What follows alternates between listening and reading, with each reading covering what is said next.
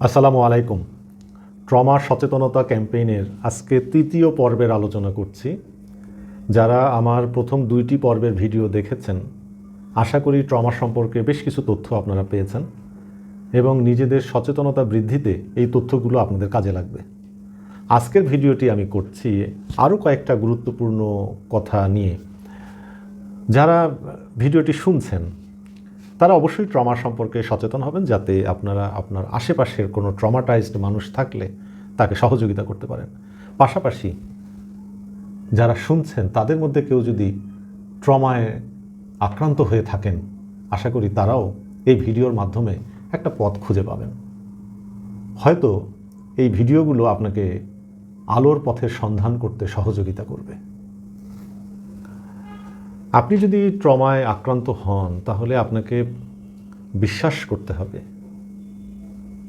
যে এই সব কিছুর জন্য আপনি দায়ী না। আপনি নিজেকে দোষ দেবেন না। যদি নিজেকে দোষী মনে হয়ও, নিজেকে ক্ষমা করেন। আপনি যদি নিজেকে ক্ষমা করতে পারেন, তাহলে আপনি সামনে এগিয়ে যেতে পারবেন। নিজেকে ক্ষমা করা মানে সব কিছু আপনি ভুলে যাবেন, বিষয়টা এমন না। আপনি ক্ষমা করবেন এবং সেটা নিয়ে পড়ে থাকবেন না, আপনি সমাধানের পথ খুঁজবেন। বাংলাদেশের প্রাপ্তবয়স্কদের মধ্যে 18.7% এবং শিশুদের মধ্যে 12.6% কোনো না কোনো মানসিক রোগে আক্রান্ত। আপনি যদি এই মানুষগুলোর মধ্যে একজন হয়ে থাকেন, তাহলে নিজেকে অসহায় ভাববেন না। আপনাকে ভাবতে হবে যে আপনি দায়ী নন, আপনি চেষ্টা করলে পারবেন এবং এই ট্রমা থেকে বের হয়ে আসা সম্ভব। এবং আপনি যদি নিজেকে অপরাধী মনে করেন, যদি আপনি অপরাধ বোধে ভোগেন, যদি আপনি নিজেকে অসম্মানিত করেন, তাহলে কখন এখান থেকে বের হতে পারবেন না। আপনাকে এটা চেষ্টা করতে হবে যেন আপনি এখান থেকে বের হতে পারেন। এটা প্রথম কথা। আগে বিশ্বাসটা মনের মধ্যে আনেন এবং এই ব্যাপারে একটা সিদ্ধান্ত নেন যেখান থেকে আপনি বের হবেন। ক্ষমা যদি আপনি নিজেকে একবার করে ফেলতে পারেন, তাহলেই আপনি দেখবেন যে পথ খুঁজে পাচ্ছেন। এই একটা কথা বললাম। দ্বিতীয় বিষয়টি হচ্ছে যে আপনি ডায়েরি লিখতে পারেন, আপনি জার্নালিং করেন, প্রতিদিনের অনুভূতিগুলোকে লেখেন। এটা খুব কাজে দেয়। এটা সেলফ থেরাপি। আপনি এমন কোনো মানুষের সাথে কথা বলেন যে বিশ্বস্ত এবং যে আপনার কথা মনোযোগ দিয়ে শুনবে।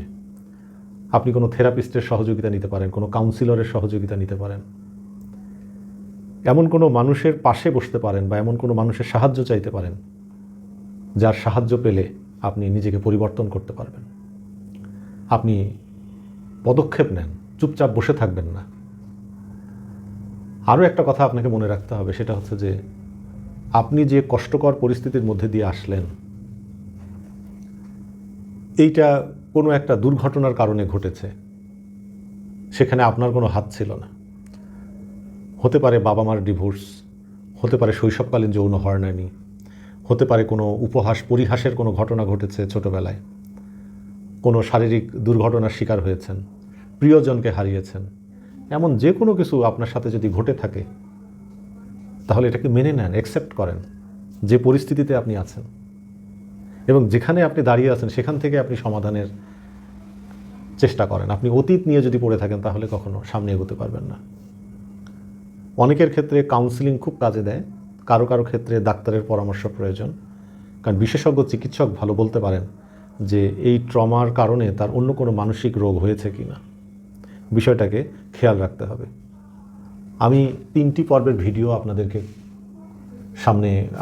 বলেছি। এই 3টি ভিডিওতে আমার আলোচনা, আপনারা এখান থেকে অনেক তথ্য পেয়েছেন। আপনারা চাইলে গুগলে আরও পড়াশোনা করতে পারেন, বই পড়তে পারেন এ সম্পর্কে, তাহলে আরও তথ্য আপনারা পাবেন।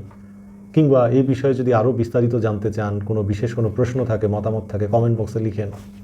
আমি চেষ্টা করব আপনাদেরকে সেই বিষয়গুলোতে আলোচনা করতে, আপনাদের কোনো প্রশ্নের উত্তর দিতে। তবে এই যে সচেতনতা ক্যাম্পেইন আমি করছি আমার পেজের বন্ধুদের জন্য, যাদের মাধ্যমে আমি অনেক মানুষের কাছে পৌঁছতে চাই এই তথ্যটা, যে ট্রমা থেকে বের হয়ে আসা সম্ভব, এখান থেকে মুক্তি লাভ সম্ভব।